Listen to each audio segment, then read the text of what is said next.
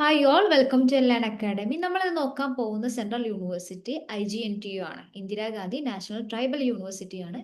അപ്പോൾ ഇവിടെ എങ്ങനെയാണ് മാസ്റ്റേഴ്സിന് അഡ്മിഷൻ എടുക്കാൻ പറ്റുക എന്നുള്ളതാണ്. ഒരുപാട് കോഴ്സുകൾ ഉണ്ട്. ഇപ്പം നമ്മുടെ CUET PGയുടെ സ്കോർ കാർഡിൽ നിങ്ങൾക്ക് കുറച്ച് സ്കോർ കുറഞ്ഞു കഴിഞ്ഞാൽ പോലും നിങ്ങൾക്ക് എന്ത് ചെയ്യാൻ പറ്റും, ഇവിടെ അഡ്മിഷൻ എടുക്കാൻ പറ്റും എന്നുള്ളതാണ്. സോ അതിന്റെ ഒരു പ്രൊസീജിയേഴ്സ് എങ്ങനെയാണ് എന്നുള്ളതാണ് നോക്കാൻ പോകുന്നത്. അപ്പോൾ നിങ്ങൾക്ക് സെൽഫായിട്ട് അപ്ലൈ ചെയ്യുന്ന ആളുകളാണെങ്കിൽ നിങ്ങൾ വരേണ്ടത് IGNTU.ac.in എന്ന് പറയുന്ന അവരുടെ ഒഫീഷ്യൽ വെബ്സൈറ്റിലാണ്. ഇവിടെ വന്നു കഴിഞ്ഞ് നിങ്ങൾ താഴോട്ട് സ്ക്രോൾ ചെയ്യുന്ന സമയത്ത് ഇവിടെ അഡ്മിഷൻ കാണാം. അഡ്മിഷനിൽ നോട്ടിഫിക്കേഷൻസ് കൊടുത്തിട്ടുണ്ട്. Click here for online registration and application കൊടുത്തിട്ടുണ്ട്. അപ്പോൾ നമ്മൾ അതിന് മുൻപായിട്ട് IGNTUയുടെ ഒഫീഷ്യൽ നോട്ടിഫിക്കേഷനിൽ അവർ ഡേറ്റ് കാര്യങ്ങൾ പറഞ്ഞിട്ടുണ്ട്, അത് നോക്കാം. ഓക്കെ, അപ്പം അവർ പറയുന്നുണ്ട് CUET PG എക്സാം എഴുതിയിട്ട് ആളുകൾക്കാണ് ആക്ച്വലി എന്ത് ചെയ്യാൻ പറ്റുക, ഇവിടെ അപ്ലൈ ചെയ്യാനായിട്ട് പറ്റുക എന്നവർ പറയുന്നുണ്ട്. ഓൾസോ നിങ്ങൾ എന്ത് ചെയ്യേണ്ടതുണ്ട്, നിങ്ങളുടെ ആ ഒരു എലിജിബിലിറ്റി ക്രൈറ്റീരിയ നിങ്ങൾക്ക് ഉണ്ട് എന്ന് ഉറപ്പുവരുത്താൻ പറയുന്നുണ്ട്. ഓക്കെ, അപ്പോൾ ഈ രണ്ട് കാര്യങ്ങൾ നമ്മൾ ശ്രദ്ധിക്കേണ്ടതുണ്ട്. അപ്പോൾ നമുക്ക് ഡേറ്റ് കാര്യങ്ങൾ നോക്കാം. ഓൺലൈൻ രജിസ്ട്രേഷൻ സ്റ്റാർട്ട് ചെയ്തിട്ടുണ്ട്. അതോടൊപ്പം തന്നെ ഇനി നമുക്ക് എന്ന് വരെ അപ്ലൈ ചെയ്യാൻ പറ്റുമെന്ന് ചോദിച്ചു കഴിഞ്ഞാൽ ഈ മാസം 26 വരെയാണ് നമുക്ക് അപ്ലൈ ചെയ്യാനായിട്ട് പറ്റുക. ഓക്കെ, ഇനി നമ്മുടെ പ്രൊവിഷണൽ ലിസ്റ്റ്, അതായത് ഫസ്റ്റ് പ്രൊവിഷണൽ ലിസ്റ്റ് വരുന്നത് 13 ജൂലൈ 2026 എന്ന് പറയുന്നുണ്ട്. അത് കൺഫേം ചെയ്യാൻ വേണ്ടി നമ്മളിപ്പോൾ എന്ത് ചെയ്തു, നമ്മളിപ്പോൾ ഷോർട്ട് ലിസ്റ്റ് ചെയ്യപ്പെട്ടിട്ടുണ്ടെങ്കിൽ നമ്മൾ അവിടെ നമ്മുടെ അഡ്മിഷൻ കൺഫേം ചെയ്യുന്നത് നമ്മുടെ അഡ്മിഷൻ ഫീസ്, അതായത് സെമിസ്റ്റർ ഫീസ് അടിച്ചുകൊണ്ടായിരിക്കും. ആ ഒരു ഫീ സബ്മിഷന്റെ ഡേറ്റ് അവർ പറയുന്നുണ്ട് 13 ജൂലൈ മുതൽ 16 ജൂലൈയുടെ ഉള്ളിൽ നിങ്ങൾ എന്ത് ചെയ്യേണ്ടതുണ്ട്, ഫീസ് അടയ്ക്കണം എന്ന് അവർ പറയുന്നുണ്ട്. ഓക്കെ, പിന്നീട് നിങ്ങൾക്ക് എന്തുണ്ടാവും, ഒരു സെക്കൻഡ് പ്രൊവിഷണൽ ലിസ്റ്റ് വരും. അപ്പോൾ ഫസ്റ്റിൽ ഉൾക്കൊള്ളാത്ത ആളുകളായിരിക്കും സെക്കൻഡിൽ വരുന്നത്. അപ്പോൾ ആ ലിസ്റ്റ് പ്രകാരം നിങ്ങൾക്ക് എന്ത് ചെയ്യാൻ പറ്റും, പിന്നീട് ഇതേപോലെ അഡ്മിഷൻ ഫീസ് അടച്ച് നിങ്ങളുടെ അഡ്മിഷൻ ഉറപ്പുവരുത്താൻ പറ്റും. പിന്നെ തേർഡ് പ്രൊവിഷണൽ ലിസ്റ്റ് ആക്ച്വലി അവിടെ വരുന്നുണ്ട്. അതിനുശേഷമായിരിക്കും നിങ്ങൾക്ക് എന്ത് ചെയ്യാൻ പറ്റുക, ഒരു പേയ്മെന്റ് കൊടുക്കാൻ പറ്റും. പിന്നെ അവർ പറയുന്നുണ്ട് നമ്മുടെ ഫൈനൽ സബ്മിഷൻ ഓഫ് ഡോക്യുമെന്റ്, അതായത് നമ്മൾ അവിടെ പോയിട്ട്, അതായത് ഫിസിക്കലായിട്ട് നമ്മൾ എന്ത് ചെയ്യേണ്ടതുണ്ട്, നമ്മുടെ ഡോക്യുമെന്റ് വെരിഫിക്കേഷൻ നടത്തേണ്ടതുണ്ട്. ആ സമയത്ത് നമ്മുടെ കയ്യിൽ നമ്മൾ എന്തൊക്കെയാണോ സ്കാൻ ചെയ്തിട്ട് അപ്ലോഡ് ചെയ്തിട്ടുള്ളത് ആ ഡോക്യുമെന്റ്സ് വേണം. പിന്നെ എക്സ്ട്രാ കുറച്ച് ഡോക്യുമെന്റ്സും കൂടെ വേണം. അതെന്താ നമുക്ക് നോക്കാം. ഓക്കെ, ഇനി ഇതൊക്കെ അപ്ലൈ ചെയ്യുന്നത് നമ്മൾ ഓൺലൈൻ ത്രൂ ആണ് അല്ലേ. അപ്പോൾ ഇങ്ങനെ ഓൺലൈൻ ത്രൂ അപ്ലൈ ചെയ്യുന്ന സമയത്ത് ഇവിടെ രജിസ്ട്രേഷൻ ഫീസ് അവർ വാങ്ങുന്നുണ്ട്. ആ ഒരു എമൗണ്ട് നോക്കുമ്പോൾ 600 രൂപയാണ് ജനറൽ OBC EWS ആപ്ലിക്കന്റിന് വരുന്നത്. ഓക്കെ, കുറച്ച് കൂടുതലാണ്. 400 രൂപയാണ് SC ST third gender PWD കാറ്റഗറിക്ക് വരുന്നത്. ഈ ഒരു എമൗണ്ട് എന്ന് പറയുന്നത് നോൺ റീഫണ്ടബിൾ ആയിരിക്കും എന്ന് പറയുന്നുണ്ട്. നമുക്ക് രജിസ്ട്രേഷൻ ലിങ്ക് ഇവിടെ കൊടുത്തിട്ടുണ്ട്. അപ്പൊ നമുക്ക് രജിസ്ട്രേഷനിലേക്ക് മൂവ് ചെയ്യാം. അതിന് മുൻപായിട്ട് അവർ പറയുന്ന കാര്യങ്ങൾ, അതായത് നമ്മൾ രജിസ്റ്റർ ചെയ്യുമ്പോൾ ഈ കാര്യങ്ങൾ, ഈ ഒരു ഡോക്യുമെന്റ്സ് ആണ് നമ്മുടെ കയ്യിൽ വേണ്ടത്. ഓക്കെ, ഇപ്പൊ നിങ്ങൾ രജിസ്റ്റർ ചെയ്യാൻ പോവുകയാണെന്നുണ്ടെങ്കിൽ നിങ്ങൾ ഉറപ്പ് വരുത്തുക നിങ്ങളിൽ 10th mark sheet, +2 mark sheet ഉണ്ട്. അതേപോലെ നിങ്ങളുടെ ഡിഗ്രി ഇപ്പോൾ കംപ്ലീറ്റഡ് ആണെന്നുണ്ടെങ്കിൽ ആ ഒരു ഡിഗ്രിയുടെ സർട്ടിഫിക്കറ്റ് ഉണ്ട് എന്നുള്ളത്, സർട്ടിഫിക്കറ്റ് അല്ലെങ്കിൽ ആ മാർക്ക് ഷീറ്റ് ഉണ്ട് എന്ന് ഉറപ്പ് വരുത്തുക. പിന്നെ കാറ്റഗറി സർട്ടിഫിക്കറ്റ് നിങ്ങൾക്ക് ഉണ്ടെങ്കിൽ അത് വെക്കണം. പിന്നെ PWD കാറ്റഗറി ആണെങ്കിൽ അങ്ങനെ അത് വെക്കാം. അതേപോലെ CUETയുടെ PG സ്കോർ കാർഡ്, അതേപോലെ നിങ്ങൾ അഡ്മിറ്റ് കാർഡ് ചില സമയങ്ങളിൽ ചോദിക്കാറുണ്ട്, അതും വേണം. പിന്നെ അവർ പറയുന്നത് നിങ്ങൾക്ക് എന്ത് ചെയ്യാം, അത് ആപ്ലിക്കേഷൻ കഴിഞ്ഞാൽ നിങ്ങൾക്ക് ഈ ഒരു IGNTUയുടെ CUET PG ആപ്ലിക്കേഷൻ ഫോം പിന്നെ നമുക്ക് എടുത്തു വെക്കാവുന്നതാണ്. ഓക്കെ, അപ്പൊ ഇത്രയും കാര്യങ്ങളാണ് ആക്ച്വലി വേണ്ടത്. ഇത് കഴിഞ്ഞിട്ട് അവർ കുറച്ച് കാര്യങ്ങൾ പറയുന്നുണ്ട്. അതായത് നിങ്ങൾ SC ST കാറ്റഗറി ഒക്കെ ആണെങ്കിൽ നമ്മൾ ഓൾറെഡി എന്ത് ചെയ്യേണ്ടതുണ്ട്, ഇപ്പം ഇത് കൺഫേം ചെയ്യുന്നത്, അല്ലെങ്കിൽ ഇത് ഈ ഒരു കൗൺസിലിങ്ങിന്റെ സമയത്ത് നമ്മൾ സബ്മിറ്റ് ചെയ്യേണ്ടതുണ്ട്. അത് കോമ്പറ്റന്റ് ഓതോറിറ്റിയിൽ നിന്നാണ് ഇത് സൈൻ ചെയ്തിട്ടുള്ളത്, ഇഷ്യൂ ചെയ്തിട്ടുള്ളത് എന്ന് ഉറപ്പ് വരുത്തുക കേട്ടോ. ഓക്കെ, അതായത് ഇപ്പോൾ OBC ഒക്കെ ആണെന്നുണ്ടെങ്കിൽ താലൂക്ക് തഹസിൽദാറിന്റെ അടുത്ത് നിന്നാണ് നമ്മൾ എന്ത് ചെയ്യേണ്ടത്, ആ സൈൻ വാങ്ങേണ്ടത്. അതോടൊപ്പം തന്നെ ചില സമയങ്ങളിൽ OBC കാറ്റഗറി ഒക്കെ ചില യൂണിവേഴ്സിറ്റി അപ്ലൈ ചെയ്യുന്ന സമയത്ത് അവർ പറയുന്നുണ്ട് ഏപ്രിൽ 1 ശേഷം മാത്രമുള്ള സർട്ടിഫിക്കറ്റ് വെക്കാൻ വേണ്ടി. 2026 കേസാണ് പറയുന്നത്.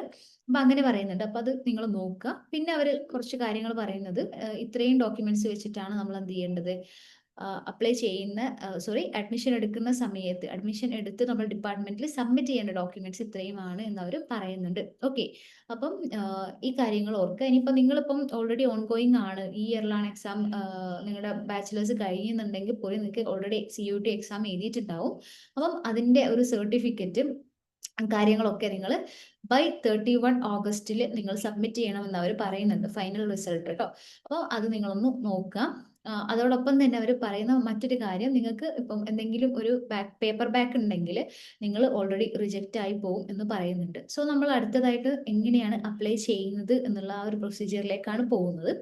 അതിന് മുൻപായിട്ട് നമ്മൾക്ക് എലിജിബിലിറ്റി ക്രൈറ്റീരിയ വന്നത്, അല്ലെങ്കിൽ ഞാൻ എഴുതിയിട്ടുള്ള ടെസ്റ്റ് പേപ്പർ കോഡ് വെച്ചിട്ട് നമുക്ക് ഏതൊക്കെ പ്രോഗ്രാമിനാണ് IGNTUയിൽ പോകാൻ പറ്റുന്നത് എന്ന് നോക്കാം. അതോടൊപ്പം തന്നെ അവർ പറയുന്ന എലിജിബിലിറ്റി നമുക്ക് ഉണ്ടോ എന്നും കൂടെ ചെക്ക് ചെയ്യാം. ഓക്കെ, അപ്പോൾ അവർ പറയുന്നുണ്ട് ബോട്ടണി ആണെന്നുണ്ടെങ്കിൽ SCQ-P07 എന്ന് പറയുന്ന ടെസ്റ്റ് പേപ്പർ കോഡ് നിങ്ങൾ എഴുതിയിരിക്കണം. ആ ഒരു ഈ ഒരു പ്രോഗ്രാമിന്റെ കേസിൽ നിങ്ങൾക്ക് bachelors degree with botany as a core subject from a recognised university with minimum 50% aggregate total mark. ആർക്കൊക്കെ വേണ്ടത്?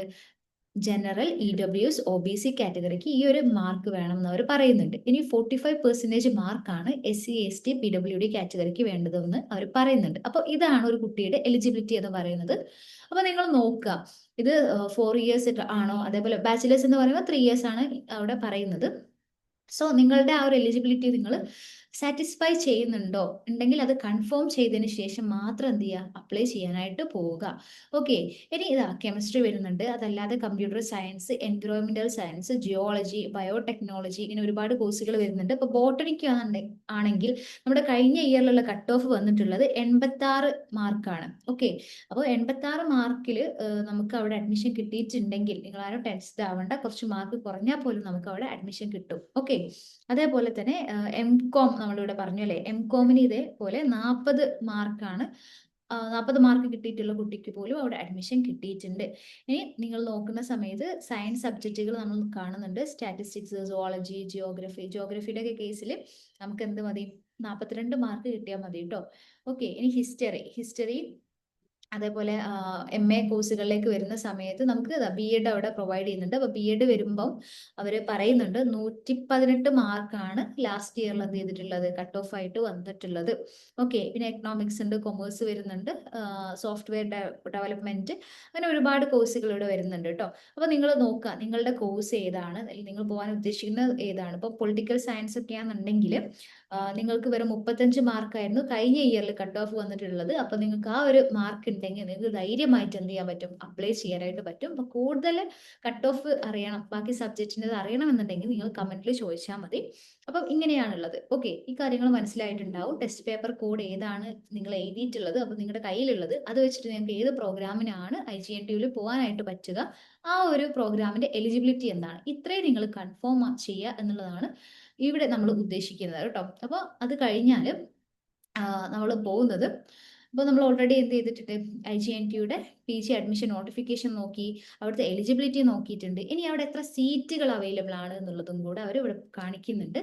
സോ സീറ്റ് മെട്രിക്സ് നോക്കുന്ന സമയത്ത് ഇപ്പം ഹിസ്റ്ററി ആണെന്നുണ്ടെങ്കിൽ നമുക്ക് ടോട്ടൽ ഇൻടേക്ക് 38 അതിന് ഡിസ്ട്രിബ്യൂട്ട് ചെയ്തിട്ടുണ്ട്. ഇപ്പം ജനറൽ കാറ്റഗറിക്ക് 15 സീറ്റ് പോകും, EWS ആണെന്നുണ്ടെങ്കിൽ 4 സീറ്റ് വരും, OBCക്കാർക്ക് 10 സീറ്റ് അവർ അവിടെ അലൊക്കേറ്റ് ചെയ്യുന്നുണ്ട്. പിന്നെ SC, ST, PWD കാറ്റഗറിയുടെ കേസൊക്കെ അവർ പറയുന്നുണ്ട്. ഓക്കെ, അപ്പം ഞാൻ ഡീറ്റെയിൽ ആയിട്ട് വായിക്കുന്നില്ല, നിങ്ങൾ ഓരോന്നും വായിച്ചിട്ട് നിങ്ങൾക്ക് പോകാൻ പറ്റുന്ന, അപ്പം അത് MSc ആണോ MA കോഴ്സ് ആണോ എന്നുള്ളത് കൺഫേം ചെയ്യാൻ, MCOM ആണോ എന്നുള്ളതൊക്കെ നോക്കിയിട്ട് നിങ്ങൾ എന്ത് ചെയ്യുക, എത്ര സീറ്റ് ഇവിടെ ഉണ്ട്, അതുകൊണ്ട് തന്നെ സീറ്റിന്റെ നമ്പർ കൂടുമ്പോൾ നമുക്ക് അവിടെ കിട്ടാനുള്ള പ്രോബബിലിറ്റി കൂടുന്നുണ്ട് അല്ലേ.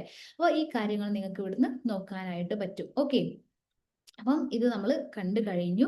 ഇനി കാറ്റഗറി സർട്ടിഫിക്കറ്റ് ഇല്ലാത്ത ആളുകളാണെന്നുണ്ടെങ്കിൽ നിങ്ങൾക്ക് ഇവിടെ കാറ്റഗറി സർട്ടിഫിക്കറ്റിന് ഒരു അണ്ടർടേക്കിംഗ് ഉണ്ട്, അപ്പോൾ അത് ഫില്ല് ചെയ്തിട്ട് കൊടുത്താലും മതിയാകും. ഓക്കെ, അതിന് നമ്മൾ അപ്ലൈ ചെയ്യുന്നത് എങ്ങനെയാണെന്ന് നോക്കാം. അപ്ലൈ ചെയ്യാൻ വേണ്ടിയിട്ട് ന്യൂ രജിസ്ട്രേഷൻ ക്ലിക്ക് ചെയ്തിട്ട് നിങ്ങളുടെ CUET PGയിൽ എന്തൊക്കെയാണോ ഡാറ്റാസ്, അല്ലെങ്കിൽ നിങ്ങളുടെ കറക്റ്റ് ആയിട്ടായിരിക്കും നിങ്ങളുടെ നെയിം കൊടുത്തിട്ടുണ്ടാവുക, ഇമെയിൽ ID, മൊബൈൽ നമ്പർ, അപ്പോൾ ഇങ്ങനത്തെ കാര്യങ്ങളൊന്നും ഇവിടെയും ചേഞ്ച് ചെയ്യരുത്, കാരണം ഇത് രണ്ടും കൂടെ ക്ലബ് ചെയ്യുന്നുണ്ട്. ഓക്കെ, അപ്പം ഇവിടെ നിങ്ങൾ ആപ്ലിക്കേഷൻ നമ്പർ നിങ്ങളുടെ CUET PGയിൽ ഉണ്ടായിരുന്നത് അത് കൊടുക്കുക, അതേപോലെ റോൾ നമ്പർ കൊടുക്കുക, ഇവിടെ നിങ്ങളുടെ full name, date of birth correct കൊടുക്കുക, പിന്നെ ഇമെയിൽ അഡ്രസ്സ് ഇമെയിൽ കൊടുക്കുക, അതേപോലെ മൊബൈൽ നമ്പർ, ഇത്രയും കൊടുത്ത് നിങ്ങളുടെ ഈ ഒരു ക്ലിക്ക് ചെയ്ത് കഴിഞ്ഞാൽ നിങ്ങൾക്ക് ഇവിടെ ക്യാപ്ച വെരിഫിക്കേഷൻ ഉണ്ട്, അത് കഴിഞ്ഞ് രജിസ്റ്റർ ചെയ്യാം. അപ്പോൾ രജിസ്റ്റർ ചെയ്യുന്ന സമയത്ത് നമ്മൾ കൊടുത്തിട്ടുള്ള മൊബൈൽ നമ്പറിലേക്ക് അല്ലെങ്കിൽ ഇമെയിലിലേക്ക് ഒരു OTP ഉണ്ടാവും. ആ OTP വെച്ചിട്ട് നമുക്ക് എന്ത് ചെയ്യാൻ പറ്റും, നമ്മളുടെ ഈ ഒരു ആപ്ലിക്കേഷൻ നമ്പർ നമുക്ക് എന്ത് ചെയ്യാണ്, നമ്മൾ ക്രിയേറ്റ് ചെയ്യുക, രജിസ്റ്റർ ചെയ്യണം അല്ലേ. അപ്പം നമുക്ക് അവിടെ നമ്മുടെ ഒരു പാസ്വേഡ് ക്രിയേറ്റ് ചെയ്യാൻ പറ്റും. ആ ഒരു പാസ്വേഡ് വെച്ചിട്ട് നമുക്ക് പിന്നീട് ലോഗിൻ ചെയ്യാണ് ചെയ്യുന്നത്. സോ അവിടെ ലോഗിൻ ചെയ്യുന്ന സമയത്ത് നമ്മൾ ക്രിയേറ്റ് ചെയ്തിട്ടുള്ള പാസ്വേഡ് ഇവിടെ അടിച്ചു കൊടുക്കുക. അതോടൊപ്പം തന്നെ നിങ്ങളുടെ ആപ്ലിക്കേഷൻ നമ്പർ ഇവിടെ ഫില്ല് ചെയ്ത് കൊടുക്കുക. പിന്നെ ക്യാപ്ച വെരിഫിക്കേഷൻ കഴിഞ്ഞ് ലോഗിൻ ചെയ്ത് കഴിഞ്ഞാൽ നിങ്ങൾ പോകുന്നത് സമർത്ഥ് പോർട്ടലിലേക്കാണ്. ഓക്കെ, അപ്പം ഓൾമോസ്റ്റ് എല്ലാ സെൻട്രൽ യൂണിവേഴ്സിറ്റിയുടെയും ഈ ഒരു സമർത്ഥ് പോർട്ടൽ സെയിം ആണ്. കുറച്ച് വ്യത്യാസങ്ങൾ മാത്രമേ വരുന്നുള്ളൂ. ചിലപ്പോൾ നിങ്ങളോട് ചോദിക്കുന്നതിൽ വരുന്ന ഒരു ഡിഫറൻസ് മാത്രമായിരിക്കും. അപ്പം ആദ്യം അവർ ഒരു നമുക്ക് പറയാൻ പറ്റും മൂന്നായിട്ടാണ് അവർ ഡിവൈഡ് ചെയ്തിട്ടുള്ളത്. ലൈക്ക് ആദ്യം ചിലപ്പോൾ നമ്മളോട് പ്രോഗ്രാം ഏതാണ് എടുക്കുന്നത് എന്ന് ചോദിക്കാറുണ്ട്. പിന്നീട് നമ്മുടെ പേഴ്സണൽ ഡാറ്റാസ് ഒക്കെ അവർ കളക്ട് ചെയ്യും. പിന്നീടാണ് പേയ്മെന്റിലേക്ക് പോകുന്നത്. അങ്ങനെ മൂന്നായിട്ടാണ് ഡിവൈഡ് ചെയ്തിട്ടുള്ളത് ഈ ഒരു പ്രൊസീജിയർ. ഓക്കെ, അപ്പോൾ നമ്മൾ ആദ്യം ഇവിടെ നമ്മുടെ പ്രോഗ്രാം ലെവൽ ഇപ്പോൾ മാസ്റ്റേഴ്സ് ആണ്. ഓക്കെ, ആ മാസ്റ്റേഴ്സിൽ തന്നെ നമുക്ക് മാസ്റ്റർ ഓഫ് ആർട്സ് ആണ്. അപ്പോൾ ആർട്സ് കൊടുക്കാം. പിന്നെ അതിൽ തന്നെ നിങ്ങളിപ്പോൾ ഹിസ്റ്ററിയിലെ സോഷ്യോളജി ഏതാണോ അത് നിങ്ങൾക്ക് അവിടെ ക്ലിക്ക് ചെയ്യാൻ പറ്റും. ഓക്കെ, അങ്ങനെ ക്ലിക്ക് ചെയ്ത് കഴിഞ്ഞാൽ നിങ്ങളുടെ പേഴ്സണൽ ഡീറ്റെയിൽസിലേക്ക് പോകുന്നുണ്ട്. അപ്പം ചിലപ്പോൾ ഞാൻ പറയുന്നത് ഈ ഒരു സ്ലൈഡ് ചിലപ്പോൾ ആദ്യം തുടങ്ങുന്നത് ചിലപ്പോൾ ഇവിടെ നിങ്ങളുടെ പേഴ്സണൽ ഡീറ്റെയിൽസ് എന്നായിരിക്കും കേട്ടോ. ഓക്കെ, അപ്പം നിങ്ങൾ ഇതായിരിക്കും ഫില്ല് ചെയ്ത് കൊടുക്കേണ്ടത്. അപ്പം നിങ്ങൾ അത് കറക്റ്റ് നോക്കുക. അപ്പം ഇത് സ്ലൈഡ് മാറിപ്പോയല്ലോ എന്ന് ടെൻഷൻ ആവേണ്ടതില്ല. അപ്പം ഇവിടെ നിങ്ങളുടെ പേര് ഓൾറെഡി നമ്മൾ രജിസ്റ്റർ ചെയ്ത സമയത്ത് കൊടുത്തത് കൊണ്ട് അതൊക്കെ ഇവിടെ വന്നിട്ടുണ്ടാവും. നിങ്ങളുടെ ഡേറ്റ് ഓഫ് ബർത്ത്, അതേപോലെ നിങ്ങളുടെ ഇമെയിൽ, മൊബൈൽ നമ്പർ ഒക്കെ കറക്റ്റ് വന്നിട്ടുണ്ടാവും. അതല്ലാത്ത ബാക്കി ഡീറ്റെയിൽസ് നിങ്ങൾ എന്ത് ചെയ്യുക, ഇവിടെ ഫില്ല് ചെയ്ത് കൊടുക്കുക. ഓക്കെ, ഇപ്പം നിങ്ങളുടെ ജെൻഡർ ഏതാണ്, അതേപോലെ കാറ്റഗറി നോക്കുന്ന സമയത്ത് എന്ത് ചെയ്യേണ്ടതുണ്ട്, ആ ഒരു നമ്പർ കറക്റ്റ് കൊടുക്കുക. നിങ്ങൾ ഇഷ്യൂയിങ് ഡേറ്റ് കറക്റ്റ് കൊടുക്കാൻ വേണ്ടിയിട്ട് ശ്രദ്ധിക്കുക. എക്സ്പയർഡ് അല്ലാത്ത ഒരു സർട്ടിഫിക്കറ്റ് ആണ് വെക്കേണ്ടത് കേട്ടോ. ചില യൂണിവേഴ്സിറ്റികൾക്ക് അവർക്ക് എന്തുണ്ട്, അവർ പറയുന്നുണ്ട് മാൻഡറ്ററി ആയിട്ട് നിങ്ങൾ April 1 ശേഷമുള്ള NCL അല്ലെങ്കിൽ വേറെ ഏതെങ്കിലും കാറ്റഗറി സർട്ടിഫിക്കറ്റ് വെക്കണം എന്നുള്ളത്. അപ്പം അതിന് വേണ്ടിയിട്ട് നിങ്ങൾ എന്ത് ചെയ്യുക, ഇത് ഈ ഒരു സൈറ്റിൽ ഒന്ന് ലോഗിൻ ചെയ്ത് നോക്കേണ്ടതുണ്ട്. ഓക്കെ, അങ്ങനെ നമ്മൾ നമ്മുടെ ഡീറ്റെയിൽസ് ഒക്കെ അടിച്ചു കൊടുത്തു, നമ്മുടെ അഡ്രസ്സ് കൊടുത്തു. അപ്പം നമ്മുടെ കറസ്പോണ്ടിങ് അഡ്രസ്സ് കൊടുത്തിട്ട് അത് സെയിം ആണെന്നുണ്ടെങ്കിൽ പെർമനന്റ് അഡ്രസ്സിൽ അവിടെ ബാറിൽ ക്ലിക്ക് ചെയ്താൽ മതി. ഓക്കെ, അപ്പോൾ അത് കഴിഞ്ഞിട്ട് നമ്മളോട് ചോദിക്കും അവർ, നിങ്ങൾ ഇതിന് മുൻപ് ഈ ഒരു യൂണിവേഴ്സിറ്റിയിൽ പഠിച്ചിട്ടുണ്ടോ അല്ലെ എൻറോൾ ചെയ്തിട്ടുണ്ടോ എന്നുള്ളത് ചോദിക്കും. ഉണ്ടെങ്കിൽ അതിൻ്റെ ഡാറ്റാസ് ഇവിടെ കൊടുക്കുക. പിന്നീട് നമ്മളോട് നമ്മുടെ ഫാമിലി ഡീറ്റെയിൽസ് ആണ് ചോദിക്കുക. നമ്മുടെ പാരൻസിൻ്റെ പേര്, അവരുടെ ക്വാളിഫിക്കേഷൻ, മൊബൈൽ നമ്പറൊക്കെ. അപ്പോൾ നിങ്ങളിവിടെ റെഡ് മാർക്ക് ചെയ്തിട്ടുള്ള കാര്യങ്ങൾ മാത്രം ഫില്ല് ചെയ്താൽ മതി. അല്ലാതെ നിങ്ങൾക്ക് സ്കിപ്പ് ചെയ്യാനായിട്ട് പറ്റും. ഓക്കെ, ഇനി എമർജൻസി നമ്പർ, കോൺടാക്ട് നമ്പർ ഉണ്ട്, അത് നിങ്ങൾ കൊടുക്കുക. പിന്നെ കമ്പൈൻഡ് ഫാമിലി ഇൻകം എന്ന് പറയുന്നത് നിങ്ങൾക്ക് എത്രയാണോ, ബിലോ 1 lakh ആണെന്നുണ്ടെങ്കിൽ അങ്ങനെ കൊടുക്കുക. നിങ്ങൾക്ക് ആ ഒരു ഡീറ്റെയിൽ എത്രയാണെന്ന് നോക്കിയിട്ട് കേട്ടോ, ഇൻകം സർട്ടിഫിക്കറ്റിൽ നോക്കിയിട്ട് കൺഫേം ചെയ്തിട്ട് കൊടുക്കുക. പിന്നെ ബാങ്ക് ഡീറ്റെയിൽസ്, നിങ്ങൾ അഡ്മിഷൻ എടുക്കുന്നത് അവിടെ ഫീസ് അടച്ചുകൊണ്ടാണ്. അപ്പോൾ സെമിസ്റ്ററിലെ ഫീസ് നിങ്ങൾ അടയ്ക്കേണ്ടതുണ്ട്. അപ്പം ആ ഒരു സീറ്റ് ക്യാൻസൽ ചെയ്യാൻ നിങ്ങൾ ഉദ്ദേശിക്കുന്നുണ്ടെങ്കിൽ നിങ്ങൾ ഈ ഒരു സമർത്ഥ് പോർട്ടൽ ത്രൂ തന്നെയാണ് നിങ്ങൾ എന്ത് ചെയ്യുന്നത്, ആ ഒരു സീറ്റ് ക്യാൻസൽ ചെയ്യുന്നത്. അപ്പോൾ അതിന് വേണ്ടിയിട്ട് നമുക്ക് ആ റീഫണ്ട് കിട്ടാൻ വേണ്ടിയിട്ടാണ് ആക്ച്വലി നമ്മളോട് ഇവിടെ ബാങ്ക് ഡീറ്റെയിൽസ് ചോദിക്കുന്നത്. അപ്പോൾ ചെറിയൊരു എമൗണ്ട് വെച്ച് ബാക്കിയൊക്കെ നമുക്ക് റീഫണ്ട് കിട്ടും. നിങ്ങളുടെ അല്ലെങ്കിൽ നിങ്ങളുടെ പാരൻസിൻ്റെ ഒരു ബാങ്ക് ഡീറ്റെയിൽസ് ഇവിടെ കൊടുക്കാം. അക്കൗണ്ട് ഹോൾഡർ ആരാണ്, പേര് ചോദിക്കുന്നുണ്ട്, അതേപോലെ നമ്പർ ചോദിക്കുന്നുണ്ട്, ബ്രാഞ്ച്, IFC. ഓക്കെ, നിങ്ങൾക്ക് അറിയാലോ, അത് ഡീറ്റെയിൽസ് കൊടുക്കുക. അതിനുശേഷം നമ്മളോട് അതർ കാറ്റഗറി ചോദിക്കുന്നുണ്ട്. അതായത് നിങ്ങൾ PWD ആണോ, അതുപോലെ തന്നെ നിങ്ങൾ children or widows of armed force person ആണോ എന്ന് ചോദിക്കും. ചില സമയങ്ങളിൽ സിംഗിൾ ഗേൾ ചൈൽഡ് ആണോ, അതേപോലെ NCC ഉണ്ടോ, പിന്നെ സ്പോർട്സ് കോട്ട ഉണ്ടോ എന്നുള്ള കാര്യങ്ങളൊക്കെ ചോദിക്കും. അപ്പം നിങ്ങൾ ഏതെങ്കിലും കോട്ടയ്ക്ക് അർഹരാണെങ്കിൽ നിങ്ങൾ അത് ക്ലിക്ക് ചെയ്യേണ്ടതുണ്ട്. പിന്നീട് നമ്മളോട് അക്കാഡമിക് ഡീറ്റെയിൽസ് ആണ് ചോദിക്കുക. അപ്പം അക്കാഡമിക് ഡീറ്റെയിൽസ് കൊടുക്കുന്നതിന് മുമ്പായിട്ട് നിങ്ങളുടെ എലിജിബിലിറ്റി ക്രൈറ്റീരിയ ഒന്നും കൂടെ ഇവിടെ വായിച്ചു നോക്കുക. നിങ്ങൾ കൊടുത്തിട്ടുള്ള പ്രോഗ്രാമിൻ്റെ ആ ഒരു ഡാറ്റ ആയിരിക്കും ഇവിടെ വന്നിട്ടുണ്ടാവുക. അപ്പം നിങ്ങൾക്ക് 50%, അപ്പോൾ IGNTയുടെ കേസ് പറയുകയാണെന്നുണ്ടെങ്കിൽ 45% മാർക്കാണ് ബാച്ചിലേഴ്സിൽ വേണമെന്ന് അവർ പറയുന്നത്. അപ്പം അത് നിങ്ങൾക്ക് ഉണ്ട് എന്ന് ഉറപ്പ് വരുത്തുക. അതോടൊപ്പം തന്നെ ആ ഒരു ബാച്ചിലേഴ്സ് പ്രോഗ്രാം 4 year ആണോ 3 year ആണോ എന്നുള്ളതൊക്കെ ഇവിടെ കൺഫേം ചെയ്യുക കേട്ടോ. ഓക്കെ, അപ്പം അങ്ങനത്തെ ഒരു മിസ്റ്റേക്ക് വരാതിരിക്കാൻ വേണ്ടി ശ്രദ്ധിക്കുക. ചില സമയങ്ങളിൽ 4 years ബാച്ചിലേഴ്സ് എന്നുള്ളതൊക്കെ നമ്മൾ ക്ലിക്ക് ചെയ്ത് പോകാറുണ്ട്. ഓക്കെ, അപ്പോൾ അതില്ലാതിരിക്കാൻ വേണ്ടിയിട്ട് നോക്കുക. പിന്നെ നമ്മുടെ 10th മുതലുള്ള +2 കഴിഞ്ഞ് നമ്മുടെ ഗ്രാജുവേഷൻ വരെയുള്ള ഡീറ്റെയിൽസ് ആണ് കൊടുക്കേണ്ടത്. ഇയർ ഓഫ് പാസിംഗ് കൊടുക്കുക. പിന്നീട് നമ്മൾ പെർസെൻറ്റേജ്, ഡിസ്റ്റിങ്ഷൻ, അതായത് നിങ്ങൾ പിന്നെ ഡിസ്റ്റിങ്ഷൻ ആണോ, ഫസ്റ്റ് ക്ലാസ് ആണോ, സെക്കൻഡ് ക്ലാസ് ആണോ എന്നുള്ളത് കൊടുക്കുക. നിങ്ങളുടെ സ്കൂളിൻ്റെ പേര്, board, Kerala board of public examination, ഏതൊക്കെ ആ ഒരു സബ്ജക്റ്റിൻ്റെ കോമ്പിനേഷൻ ചോദിക്കുന്നുണ്ട്, രജിസ്ട്രേഷൻ നമ്പർ ചോദിക്കുന്നുണ്ട്, അതൊക്കെ കൊടുക്കുക. പിന്നീട് +2ൻ്റെ ഡീറ്റെയിൽസ് ആണ്, അതേപോലെ സെയിം ആയിട്ടാണ് കേട്ടോ അവർ ചോദിക്കുന്നത്. അപ്പോൾ അതും കൊടുക്കുക. പിന്നെ നമ്മുടെ പ്ലസ് ടുയുടെ ഓരോ സബ്ജക്റ്റ് അതിൽ കിട്ടിയിട്ടുള്ള ഒപ്റ്റൈൻഡ് മാർക്ക് അതേപോലെ ടോട്ടൽ മാർക്ക് ചോദിക്കുന്നുണ്ട്, അത് ക്ലിക്ക് ചെയ്ത് കൊടുക്കുക. പിന്നെ നമ്മൾ ഗ്രാജുവേഷൻ ഡീറ്റെയിൽസ് ആണ് കൊടുക്കേണ്ടത്. അപ്പോൾ നിങ്ങൾ ഈ വർഷമാണ് അല്ലെങ്കിൽ നിങ്ങൾ പാസ് ഔട്ട് ആവുന്നതെങ്കിൽ നിങ്ങൾ ആ ഇയർ കൊടുക്കുക, അപ്പിയറിംഗ് എന്ന് കൊടുത്തിട്ട് നിങ്ങളുടെ സബ്ജക്റ്റ് ഇപ്പം ഏതിലാണോ നിങ്ങൾ ഗ്രാജുവേറ്റ് ആവുന്നത് ആ ഒരു സബ്ജക്റ്റ് കോമ്പിനേഷൻസ് കൊടുക്കുക. അതേപോലെ ബാക്കി നിങ്ങളുടെ യൂണിവേഴ്സിറ്റി ഏതായിരുന്നു, അതേപോലെ CGPA ഏതാണ് മോഡ് എന്ന് ചോദിക്കുന്നുണ്ട്, കോഴ്സിന്റെ പേര്, അതേപോലെ രജിസ്ട്രേഷൻ നമ്പർ, ഈ കാര്യങ്ങളൊക്കെ കറക്റ്റ് കൊടുത്തു കഴിഞ്ഞാൽ നിങ്ങൾ മൂവ് ചെയ്യുന്നത് ഒരു പ്രിവ്യൂയിലേക്കാണ്. അതായത് നിങ്ങൾക്ക് ഈ കാര്യങ്ങളൊക്കെ കറക്റ്റ് ആണോ നമ്മൾ ഓൾറെഡി എൻ്റർ ചെയ്തത് എന്നുള്ളത് ചെക്ക് ചെയ്യാനായിട്ട് പറ്റും. ഇനി നമ്മൾ അപ്ലോഡ് ചെയ്യുന്ന സെഷനിലേക്കാണ് പോകുന്നത്. അപ്പോൾ ഇവിടെ നമ്മളുടെ ഫോട്ടോ അതേപോലെ സിഗ്നേച്ചർ ഡോക്യുമെന്റ്സ് വേണമെന്ന് പറഞ്ഞു അല്ലേ, നമ്മൾ നേരത്തെ പറഞ്ഞിരുന്നു എന്തൊക്കെ ഡോക്യുമെന്റ്സ് ആണ് വേണ്ടത് എന്നുള്ളത്. അതേപോലെ മാർക്ക് ഷീറ്റുകൾ അതിൽ വരുന്നുണ്ട്. ഇങ്ങനത്തെ കാര്യങ്ങളൊക്കെ നിങ്ങൾ ഓർക്കേണ്ടത് JPEG PDF ഫോർമാറ്റുകളൊക്കെയാണ് വേണ്ടത്. സോ അത് കറക്റ്റ് ആയിട്ട് കൊടുക്കാൻ വേണ്ടി ശ്രദ്ധിക്കുക. ഫയൽ സൈസ് അവർ പറയുന്നുണ്ട് 10 KB to 500 KB ലിമിറ്റ് ആണ്. അപ്പം അത് അങ്ങനെ ചെയ്യുക, അല്ലെങ്കിൽ നിങ്ങൾ റീസൈസ് ചെയ്യേണ്ടതുണ്ട്. ഓക്കെ, നിങ്ങളുടെ ഫയലൊക്കെ. ഇനി അതിനുശേഷം നമ്മുടെ ഫോട്ടോ അത് ക്ലിക്ക് ചെയ്യുക, സബ്മിറ്റ് ചെയ്യുക. അതേപോലെ അടുത്തത് നമ്മുടെ സിഗ്നേച്ചർ, OBC ഏതാണോ കാറ്റഗറി സർട്ടിഫിക്കറ്റിൽ നിങ്ങൾ ഉണ്ടെങ്കിൽ അത് ക്ലിക്ക് ചെയ്യുക, ഇവിടെ അപ്ലോഡ് ചെയ്യുക. പിന്നെ CUET സ്കോർ കാർഡ് അതേപോലെ അഡ്മിറ്റ് കാർഡ് അവർ ചോദിക്കുന്നുണ്ട്, അപ്പം അത് കൊടുക്കുക.